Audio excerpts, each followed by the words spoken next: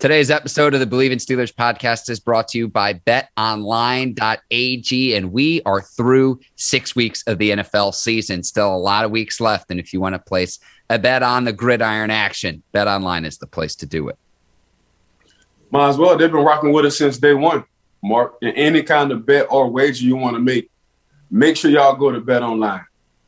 Head to the new and updated desktop or mobile website to sign up today to receive your 50% welcome bonus on your first deposit. Just use our promo code Bleav, that's BLEAV, to receive your bonus. Bet online, where the game starts. All right, cue the music. It's time to start the show.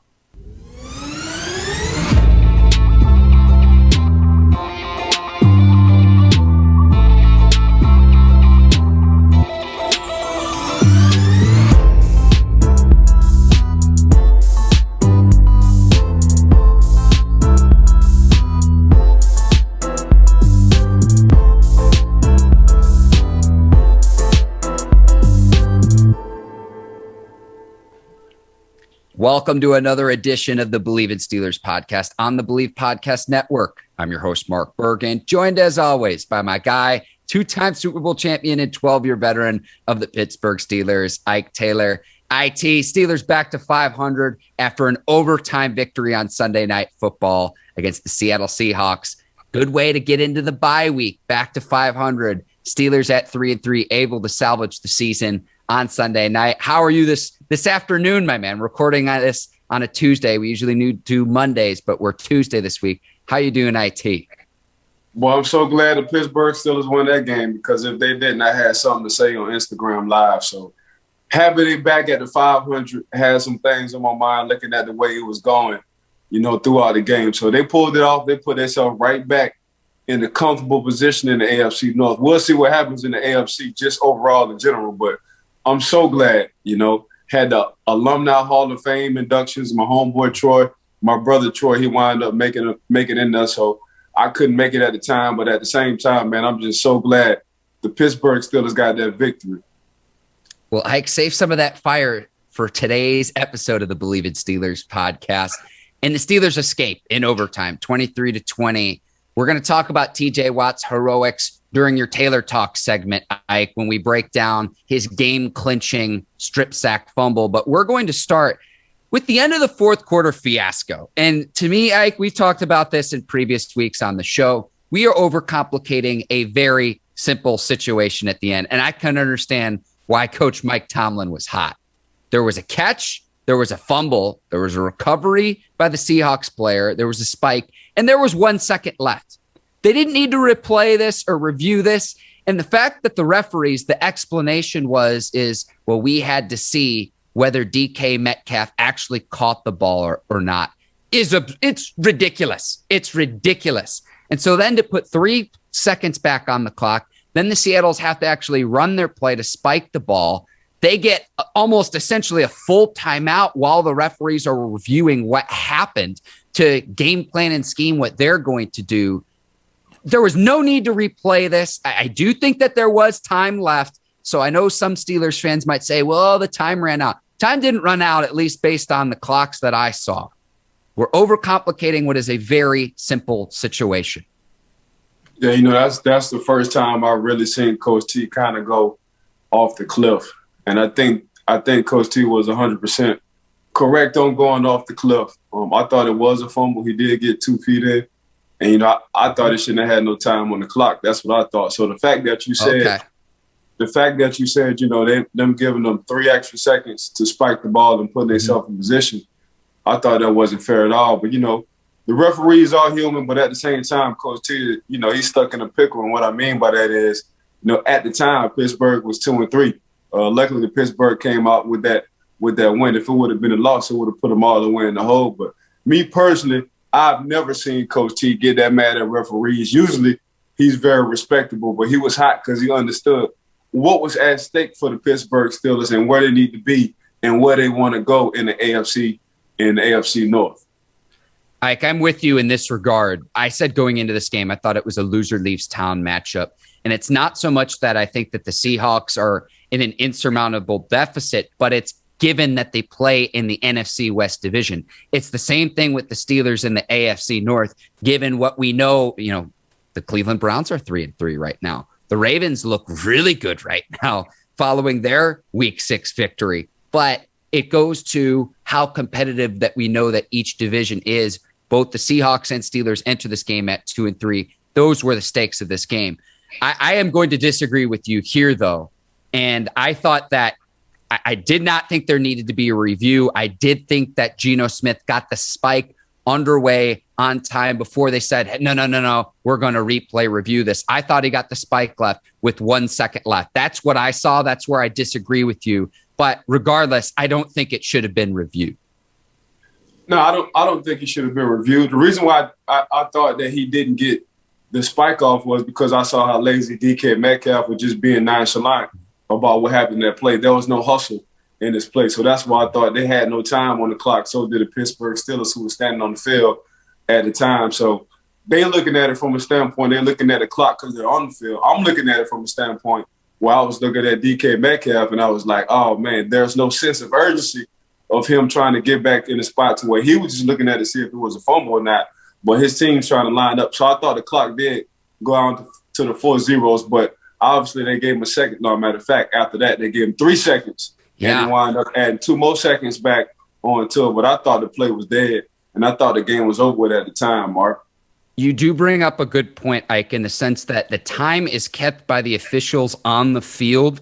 The clock that you see on TV or even the scoreboard in the stadium, I mean, they're supposed to be in sync, but the referees actually keep time themselves on the field. What's reflected on TV or in the stadium is just, it's almost like an estimation of what the official does on the field if you actually go by the book. So interesting where, you're watching DK and watching his body language as how you interpreted that play. I tell you what, too, Freddie Swain, who actually recovered the fumble, how about the awareness of Russell Wilson running onto the field? I don't know if that's legal or not, but Russell Wilson not playing in this game, running onto his field, telling his receiver, hurry up and get lined up so we can spike the ball. If not for that effort, I don't know if the Seahawks actually extend this game into overtime. So there was that as well. Yeah, that's what I was saying, the sense of urgency. But if you did watch the game, Mark, you saw that all the referees wasn't on the same page. Some referees was calling the game over with. You know what I'm saying? And some referees wanted to huddle up. But at the end of the time, that huddle was best for the referees and best for the Seattle Seahawks. It kind of sucks to be a Pittsburgh Steeler at that point in time. But I was looking at DK Metcalf and his sense of urgency as well. But I was also looking at the referees. All of them wasn't on the same page. Some saying the game was over with, and others was like, man, the Seattle Seahawks had time for the spike. So that kind of confused me. So I can see as a Pittsburgh Steelers defense sitting on that field thought the game was over with. I think there would have been a mutiny in Pittsburgh, Ike, had the Steelers gone on to lose in overtime, given what happened at the end of the fourth quarter, because it ended up working out okay for Pittsburgh. But my Lord, watching the end of that game, I can understand why Mike Tomlin was as angry as he was, and he used some very choice words in the news conference after the game as well, trying not to get fined and everything, but I think he made very clear what his intentions and, just how he felt about the whole situation, understandably so. Yeah, Coach T words was he thought that was embarrassing. That was the words Coach T used in his post press conference. So he thought just the whole situation coming from the referee standpoint that was very embarrassing for the NFL. So it's all good. Luckily, the Pittsburgh Steelers came out with this W. Like I said earlier before, if Pittsburgh didn't get this W, Mark, I was going live, man. I was going live because my heart was hurting at the time. Well, especially with honoring the Steelers legends that were there. You got to win the game when the legends are there, and you're honoring all of the guys who are donning the gold jackets.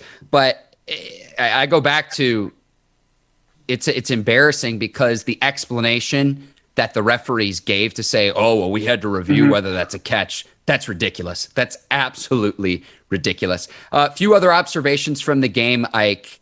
Big Ben throwing short of the sticks on third down conversions yet again. He very nearly threw an interception late in the game to Jamal Adams, which we'll talk about Jamal Adams later in today's show.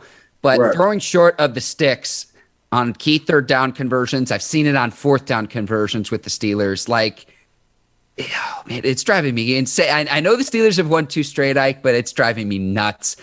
I want to see this trend no longer after the bye week. Throw the ball either to or beyond the sticks when trying to convert on third downs. It's just something I'm seeing with my eyes, and we're seeing it. It's like time and time and time again. It's not working.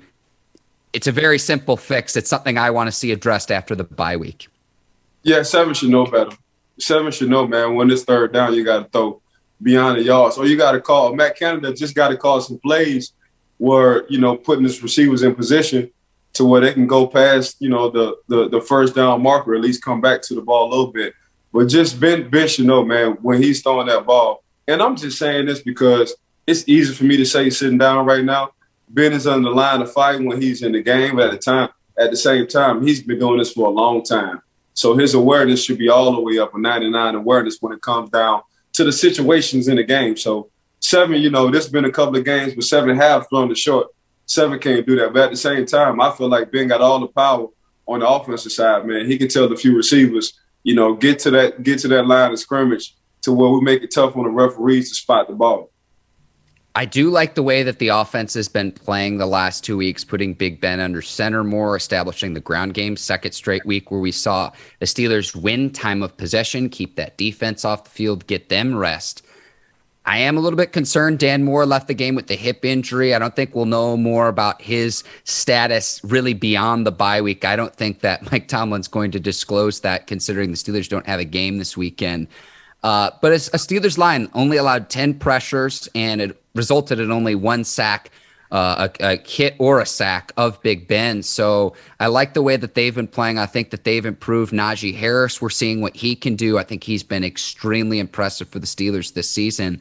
And then a guy I know I've brought up, Chris Boswell. I know that Justin Tucker is probably going to get that Pro Bowl nomination, considering he had a 66-yarder, but hitting field goals from 27, 52, and 37. Mr. Consistent for the Pittsburgh Steelers comes through yet again on Sunday night. Yeah, Bozzy is in the matrix as a kicker. Between him and Tucker sitting over there with the Ravens, you can arguably say that one of the two of those guys, man, they all pros. Take away the Pro Bowl. When you look at Chris Boswell, when you look at Justin Tucker, you can say, yeah, they definitely going to make the Pro Bowl if they keep playing the way they playing. But at the same time, man, these are all pro kind of kickers. And I'm just so glad that Pittsburgh still have an all pro kicker, because it's hard to kick in Heinz Field, Mark. It's very hard. You can just ask kickers in general. So the way that Chris is kicking, he's missed the clutch. He's points on the board automatically. And he's always keeping your team in position, not only to score, but at the same time, just keeping them in position by getting points for your team and keeping them in the ball game. Ike, let's go to the defensive side of the ball, and I want to go to Tre Norwood getting 3 big stops on third down. He had 2 against DK Metcalf and another against Lockett for the Seahawks. What are you seeing from Norwood? It was nice to see him contribute on Sunday night, but as a fellow DB, is there something that you see that he's doing that sticks out? I thought he was a standout player on Sunday night. Man, he kind of set the tempo early in the game. If you watch, man, he made a nice little stop in the first quarter, early in the game on a third down conversion. I'm talking about coming up in form tackling. I thought that was very impressive. But at the same time, Moore is playing with a lot of confidence. And basically anything in life, that's what you need. He feels like, man, he's finally getting his opportunity to play in the games. And here's the reason why I'm getting this opportunity. And he as well as Highsmith, them 2 guys were Mr. Consistent when it came down to the Pittsburgh Steelers defense. So for me, Moore, man, to play corner in the NFL, you have to have a short memory, 1. But 2, you got to play with a boatload of confidence, and that's what Moore is doing right now. Ike, one other thing I wanted to ask you about before we get to your Taylor Talk play breakdown of T.J. Watt's strip sack was in the third quarter. Seahawks are down 14-0 at halftime. They come in and score on their first 3 drives of the second half, 2 touchdowns, and then a field goal. What was it in the third quarter? Was there an adjustment that the Seahawks made? Was it something that the Steelers weren't doing? I know tackling was an issue on Sunday night. It's something Pittsburgh not doing consistently, Mark. Running the damn ball. They ran the damn ball. That that first drive coming out of halftime, the Seattle Seahawks, they ran the ball the whole time. Even in the fourth quarter, they ran the ball. Overtime, they ran the ball. So Geno had to make a few plays himself, which he did in overtime. But at the same time, getting to that point, that's exactly what the Seattle Seahawks did, man. They ran the damn ball. So I do want to see more consistency with the Pittsburgh offense on running the ball and giving Najee more carries. But at the same time, that's been an issue too. That's always been a question mark. When a team just wants to run the ball, how would the Pittsburgh Steelers defense react? If you go back and you watch that playoff against the Cleveland Browns, that's all Cleveland did. They just ran the ball down the Pittsburgh Steelers' throat. Same thing in the second half with the Seattle Seahawks. That's all they did. They ran themselves back into the game. So that's going to be a huge question mark for the Pittsburgh Steelers defense, is to not let guys be able to run when they want to throughout a game.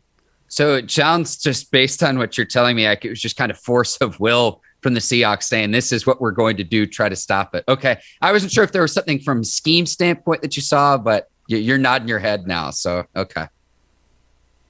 No, I agree. You know what? We tried to put it on Geno the first half. Let's put it on the offensive line, and let's put it in our running back's hand. And that's exactly what they did. And see, I'm burying the lead here too, Ike, and it's in my notes here for today's show. Seahawks, obviously, without Russell Wilson. We all know that. Didn't play with the starting running back either in Chris Carson. So how bad this loss had been, I hate to go into hypotheticals, but you give up 20 points in the second half to a Geno Smith-led offense. There's no knock on Geno Smith. He hasn't started a game since December of 2017, though. There's a reason for that. And so it's not just missing Russell Wilson. Chris Carson also out. And a Steelers defense that was playing out of its mind in the first half. And it's like, this is the best half of football I've seen the Steelers play in quite some time. And then in the third quarter, it was like, it's the old Lombardi line of, what the hell's going on out here? And so I wanted to ask you about that. And it's just, Seahawks ran the ball down the Steelers' throats in the third quarter, and then Pittsburgh able to recoup in the fourth quarter and is able to salvage thing in overtime. And speaking of overtime, Mike, we'll go to your Taylor Talk segment. TJ Watt's forced fumble.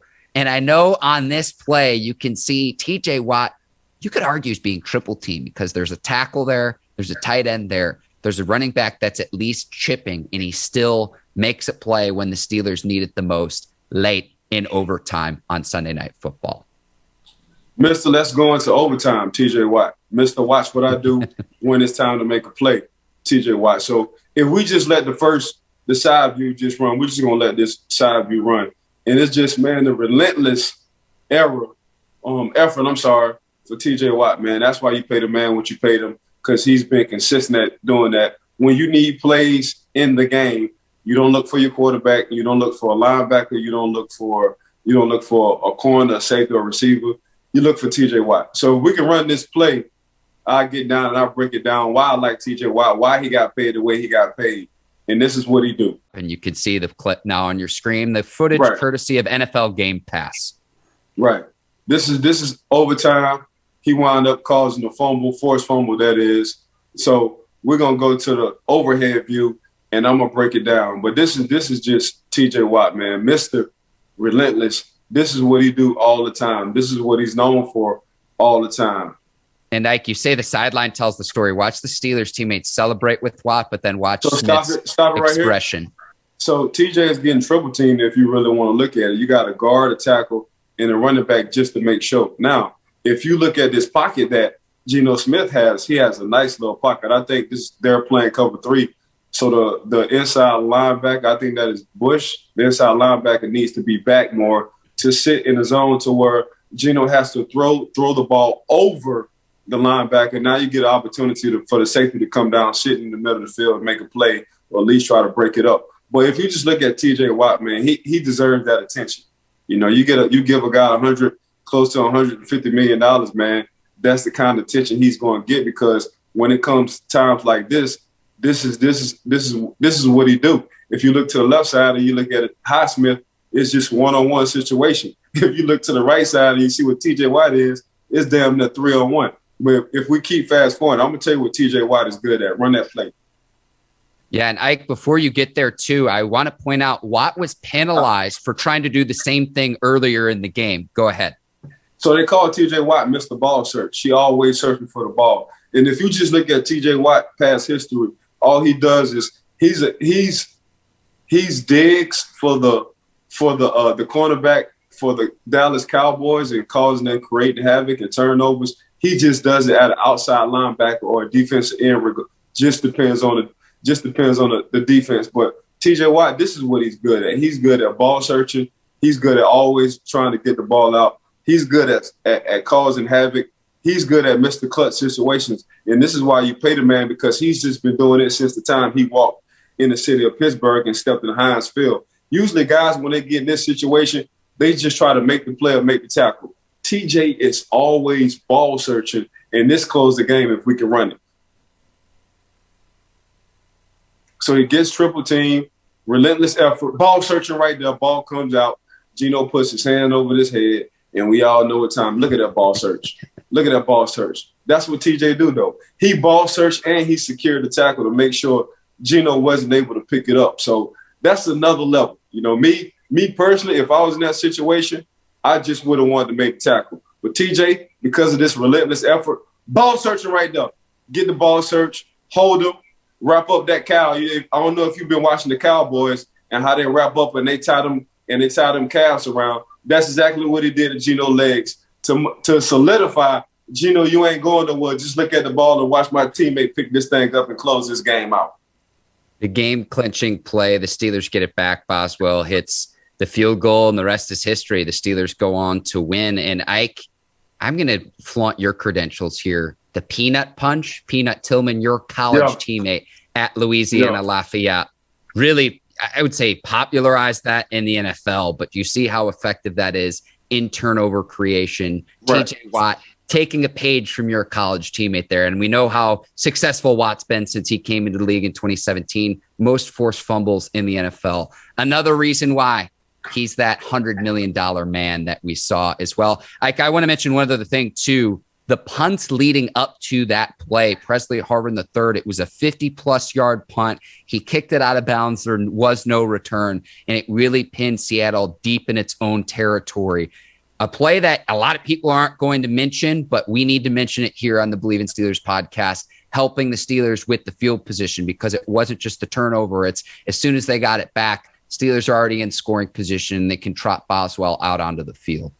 Man, when you got a punter like Harvin, man, you took the words, you took the adjective right up my head. Field position. You always want to put yourself in good field position, especially if your offense is kind of stagnant and making plays and getting off on third down. But Percy, man, since he stepped into the league, and we saw this for the Hall of Fame game, how he was just nailing balls in between the 10 and the 5 against the Dallas Cowboys. So he just been doing this since he walked into the league. But this is what you got to love about him, man. Percy able to pin opposing offenses down deep in the Pittsburgh Steelers territory, making them go to 80, 75 yards. That ain't going to do nothing but help the team. And it did. That again, I thought it was a very underrated play to put the Steelers in position to win, because when they punted the ball back, it's like, man, I don't know if the Steelers are going to have any time left, even if the defense does get a stop and able to. I thought it was going to end in a tie, Ike, in all honesty, before TJ Watt's heroics. Again, I don't want to shortchange what Cam Hayward did in this game. And then if Highsmith or Melvin Ingram, whoever lines up opposite TJ Watt gets single teamed, you got to win it. It's time to eat, Ike. So I'm excited. I'm excited to see what those two guys can continue to do as we move along into this season. Ike, I got to go to Jamal Adams' player introduction on Sunday night. He's a Pro Bowl safety for the Seahawks, a very high-level player. He says, Jamal Adams, I'm the best in the nation, instead of saying his college. And I know that you were notorious during your playing days to say Ike Taylor swagging you. But the best in the nation, wait a second here. PFF grades him 62 out of 85 safeties, and he had an interception that hit him in the face mask in the fourth quarter that probably would have won the Seahawks in the game. At least swagging you're not claiming that you're the best or the biggest or the toughest or whatever. Best in the nation, and one hits you off the face mask. What gives? At one point in time, man, I did feel like I was the best in the world playing that cornerback position, especially when I was traveling and I was shutting opposing teams' wide receivers out. I did feel like I was the best in the nation. Did I say that? I said that in so many words. I said, this is Ike Taylor, a.k.a. Swagger U. That's exactly what I said. But to say you're the best in the nation, now, no disrespect to Jamal Adams, I think he's good in the box. I think he's a hell of a run supporter. I think he's a safety / linebacker. But the best overall in the nation, man, that's just going to have to be something we're going to talk about. But it's not bad having that kind of confidence, especially playing in the NFL. But, the best in the nation are like your Tyrann Mathieu, guys who can play up on that line of scrimmage. But at the same time, he's not going to let a ball hit him in the face mask, man. He's going to wind up catching that ball and closing the game out. So, I feel the confidence. But at the same time, man, you got to ask yourself, if you start the franchise, are you starting with Jamal Adams, Justin Simmons, or Honey Badger? And I think a lot of guys might put, Honey Badger and Justin Simmons in front of Jamal Adams. So you can have your swag glue, you can have your money, you can say you're the best in the nation. I get all that, but at the same time, man, I'm gonna take Honey Badger over pretty much everybody at this point in time when it comes down to that safety position. So you can't say you're the best. I'm sorry. You can say you're the best in the nation, but are you really the best in the nation? Exactly. And going into this game, the Seahawks defense allowed the most yardage in the NFL. I understand a lot of that's on the front seven, Ike. I'm not an idiot. I understand that's not to pin that all on Jamal Adams. But 450 yards allowed per game when you're the last line of defense in that secondary as a safety. You can't even get. I'm just putting it. Listen, the listeners and the viewers, interpret this how you want to. Best in the nation. I listen. I got to call it how I see it. It's untrue. Say your name in college or come up with a new moniker. I like swagging you. You're not it's that confidence, but you're not saying I'm the best in the nation and your defense ranks last in the NFL. Come on. Yeah, best. You can't even get over 400 yards on playing the PlayStation and Madden, let alone, the Seattle Seahawks defense, giving up 400 yards per – and we talking about per game. We ain't even talking about – per game. We talking about per game. That's saying a lot. Now, you said something about their front seven. He does play around the line of scrimmage, so he's a part of that front eight. That puts him 8 in the box because that's exactly how they like to use him. So, he did make a couple of good stuffs, especially on Najee a few times coming in and filling them lanes. So I respect that part of Jamal Adams. But the best of the nation, man, we got to sit down. We got to talk about that one, Jamal. Yeah. And like him and Bobby Wagner, I know are as good as they're come in the league. Right. And I know they're only 2 members of an 11-man defense. But again, I just had to bring it to the attention of our viewers. And again, given your history, Ike, I was like this, who better to talk to about all of this? Ike, other week 6 observations. I had a few things. Aaron Rodgers owning the Chicago Bears. I tried to tell you what was going to happen during our preview of week 6. It's a narrative I've seen many times. Rodgers is 22-5 in his career against the Bears.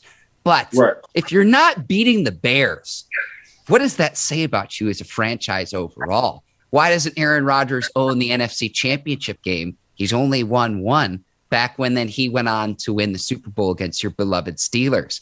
So I'm making myself feel a little bit better saying, okay, go ahead and own the Bears. What is that even actually saying, Ike? Because some teams in this league play checkers and other teams in this league play chess. You better own the Bears if you want to have any kind of real success beyond just the NFC North division. Man, Aaron Rodgers don't care nothing what you talk about right now. All that man said is, I freaking own y'all. That's exactly what the man said. He said it a few times. He was talking to the fans.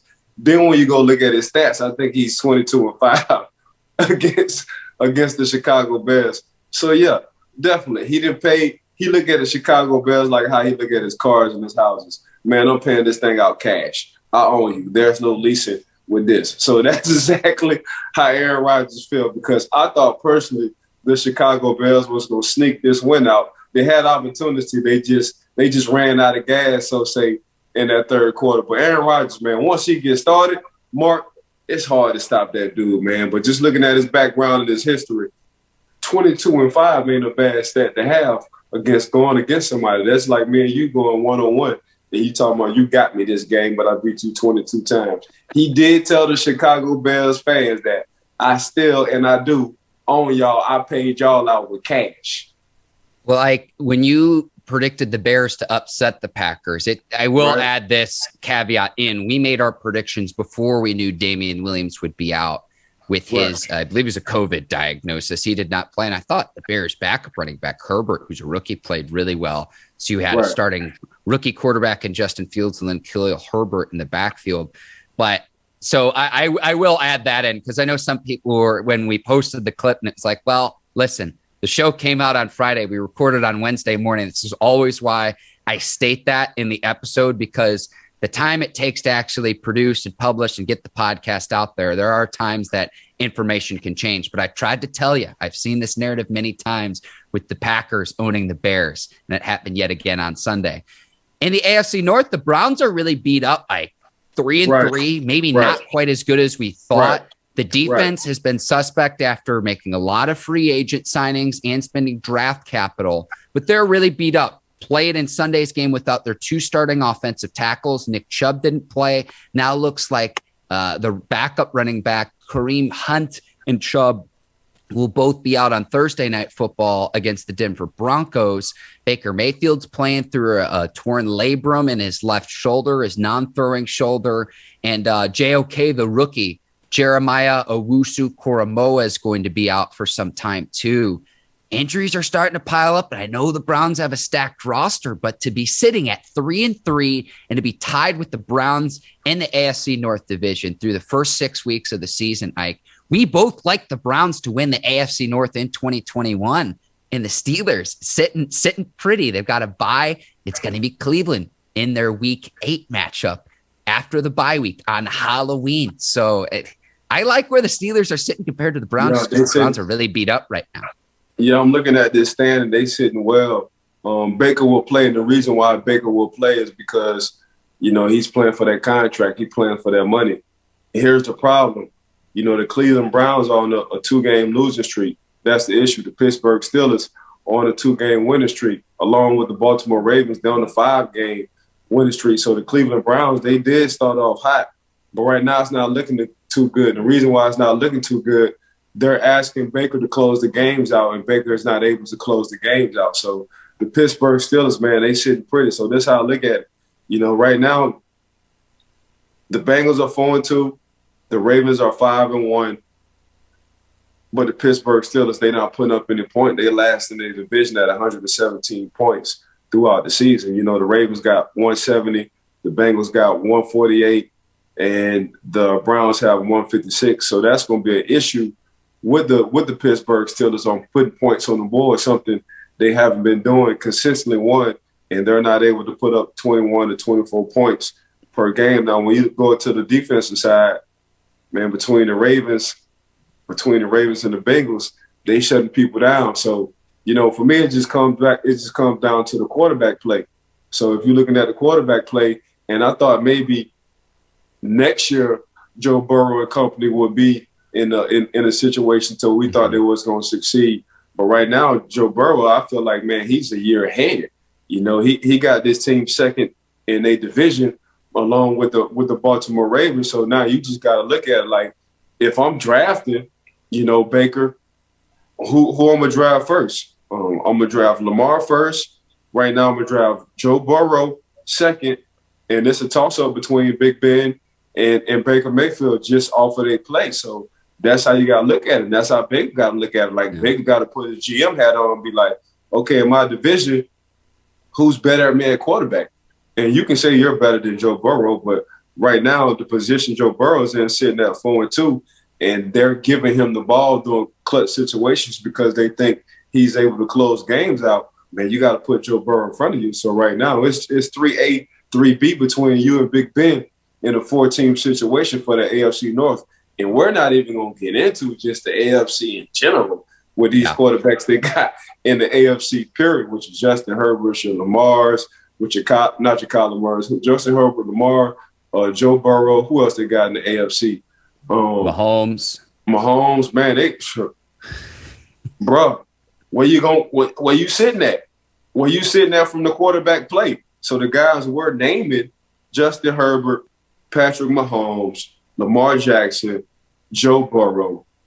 Them 4 guys right there, man. You start the franchise if you talking about the AFC.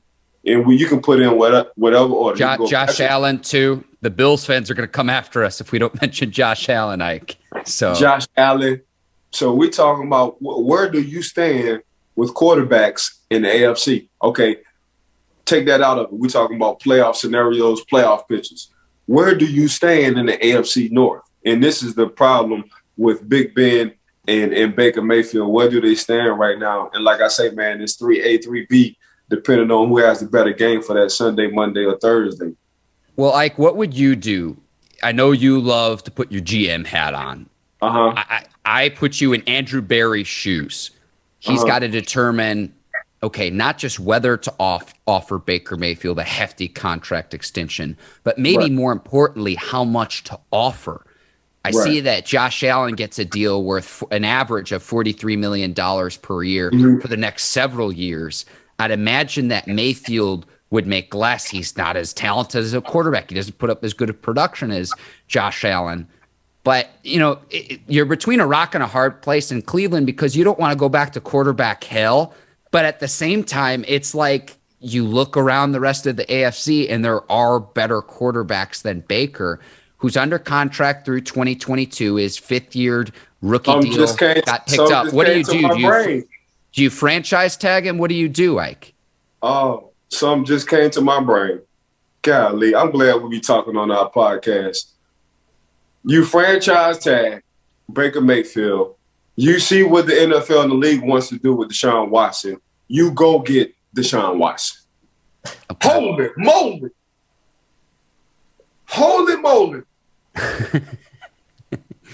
Deshaun, I know that there's been some rumors that Russell Wilson isn't happy in Seattle. What happens with Aaron Rodgers? Like, Ike, what Aaron Rodgers could do with this Cleveland offense?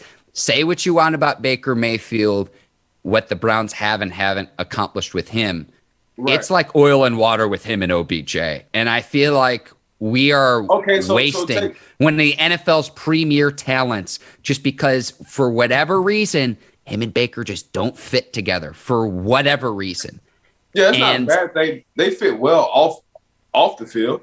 It's like they best buds off the field. If you just look at how they interact with each other off the field. On the field, man, you know, right now it's just not a perfect fit. But I agree now. I agree with you. What you said in the summertime, you said this before everybody else did on I Bleav It's Still a Podcast. Mark, you saw Aaron Rodgers going to the Pittsburgh Steelers, and I laughed at you. And this thing really could come to fruition. But I'm saying Deshaun Watson, yeah, Russell is unhappy.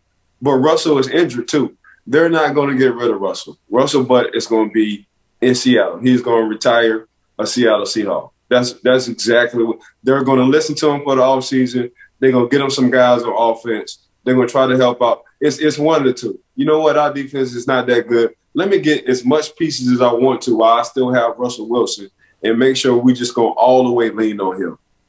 Deshaun Watson. You franchise tag Baker Mayfield. And this depends on how Baker Mayfield plays throughout the second half of the season. And you go get Deshaun Watson and you make a trade. I'm telling you, watch. And anyone listening to this who might think Ike is crazy, to give you the timetable again, Mayfield under contract through 2022. You would franchise tag him in 2023.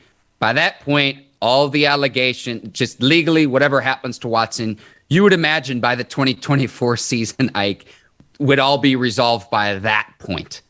Yeah, by the end of the day, like you said, Mark, you know, things should be resolved at that point. But it's one of the two. You're going to franchise tag him or you're going to get you a young stud quarterback. And I don't want anyone listening to this, Ike. I need to state this. I don't want – we've talked about the whole Deshaun Watson scenario. We talked to John McClain of the Houston Chronicle about this. This is not about, you know, what's right and wrong about what – Deshaun Watson did. We're talking about pure football fit right now. That's what we're focused on for this discussion. I don't want this to be clipped and to turn into social media as, we're absolving. That's not the point of what we're talking about here. So no, we're talking about we talking about I have to what's say best. that though. Yes, I agree with you. So we're talking about the football player and what would be best for the Cleveland Browns and what's out there. So we're talking about the situation. So the situation as a football player or as a general manager, man, I'm a franchise tag, Baker Mayfield, see what he does this season. If he does well, I'm going to pay him. I'm not going to pay him the Josh Allen kind of money, but I'm definitely going to pay the young man. But at the same time, I do see Deshaun Watson just sitting like an old antique car down there in the South, getting some rust on it. So I can go ahead and knock some of this rust off. Or I'm a franchise tag Baker Mayfield, and I'm going to go get me a young stud, and he going to feel the pressure. You do it all the time. Now you just seeing where the NFL is going. Man, I'm going to have a quarterback, and I'm going to have a quarterback behind him just as well to give myself and put myself in a position of power to trade or just in case my quarterback get hurt. So I don't have to play a young quarterback. If Cleveland get a quarterback in the draft, they don't have to play him ASAP unless he's like that. You know what I'm saying? If he's like that, if he's a Justin Field kind of guy, you're definitely going to draft him or try to play him or try to find a way to get him on the field. You know what I'm saying? But yeah, I see Deshaun Watson when all this dust settles down, depending on his situation, that would be a perfect fit for the Cleveland Browns. Not only do you have a running game, you have a quarterback who can run. Before we was really talking about Deshaun, before we was talking about Lamar, we was talking about Deshaun Watson the same way. It's just Deshaun now is out of sight, out of mind. So we have to talk about Lamar Jackson. But the Baker Mayfield situation, yeah, if I was a GM, that's exactly – and they got a nice GM up there in Cleveland. Yes, they have a hell of a GM up there in Cleveland. So I'm sure he's thinking the same way we're talking on this Bleav in Steelers podcast right now, Mark. Andrew Berry is a very young GM, Ike. I read an analogy, I Bleav it was in a piece on The Ringer. They made the analogy that Andrew Berry as a GM is almost like how a Trevor Lawrence would be, your prototypical heir at the quarterback position. He's like the next wave of NFL GMs because I Bleav he's only in his 30s. He's a very young general manager, but what Cleveland has done, revamping that organization, getting them back to the playoffs, winning a playoff game. They have all the pieces. It's on Baker this year. And if he can't get it done, again, I think there are definitely worse options at the quarterback position. But if he can't get it done with how loaded, two of everything. We've talked about this on the show. Every position group, there's two. He can't get it done this year. There are other guys who can. And again, you mentioned the rest of the AFC North division, Ike, and I see what the Ravens did in week 6 against the Chargers. And it's like, here we go again. This is a reason why I know that there's not always the year-to-year carryover, but there's a reason we saw 3 teams get into the playoffs from this division a year ago, because you're sitting at the bottom at 3-3 and you're 500, and you see what the Ravens do with all the injuries that the Ravens have too. And they don't make excuses, and Lamar Jackson and company find a way to do it, pounding the rock. And it's just like, oh, man, it's – go ahead. 3 starting running backs. You had 3 running backs for the Ravens that fell off, and you wind up still 5-1 at the top of your division. So this is how I like to look at quarterbacks. Is he a truck or is he a trailer? What I mean by truck, can he pull the team when the team needs him, or is he a trailer? Does he need help by the supporting cast? You look at Lamar Jackson, he's a truck. Without Lamar Jackson being on the Baltimore Ravens, I don't know what the Baltimore Ravens would be. If you look at the Bengals, Joe Burrow, he's a truck. He's pulling the team when they need him. If you look at Patrick Mahomes, he's a truck. He's pulling the team when they need him. If you look at Justin Herbert, he's a truck, pulling the team when you need him. If you're looking at Big Ben and you're looking at Baker Mayfield, you're like, okay, y'all got to have a certain amount of pieces around y'all for y'all to succeed. And that's where Baker Mayfield, he has to get over that hump because there's a lot of young guys right now, Mark, who's playing better than him at that quarterback position, and they're turning into trucks. They started off as trailers, now they turned into trucks, and you don't want a young boy to come behind you at the AFC division and be like, man, I would rather have this quarterback over you. Yeah, and that's coming from someone who played 12 years in the NFL. The players know, Ike. The players know. And Correct. They know right away. So, again, something I'm going to do here, Ike, because you're very humble, is there's times I'm going to flex your resume to where if someone comes across this video on social media, I have to, because some people are like, oh, what do they know? more than a decade of experience in the league and one of the NFL's the NFL's premier franchise. Really quickly before we get into what's next for the Steelers, Trayvon Diggs, I got to give you your due. I know it's a lot of times feast or famine, but 7 interceptions already this season. I know I joked about it last week, but it's like if he keeps up at this pace, I mean, he's got more interception than some teams have overall. He's been unbelievable for the Cowboys.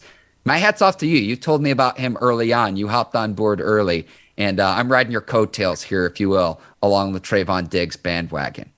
Man, what really put me on, and I saw Hard Knocks with Dallas in the preseason, and for him to challenge Dak, and Dak wasn't even playing at the time, for him to challenge Amari, for him to challenge CD, for him to challenge Gallup, I'm like, that's exactly what you want from a star cornerback. You want a guy who's a damn dog, don't give a hoot who he's going against. He like himself over everybody, and he's going to live and die by the way he plays. Now, Trey does give up a lot of big passes and touchdowns. So you said it best. He's a feast or a famine kind of guy.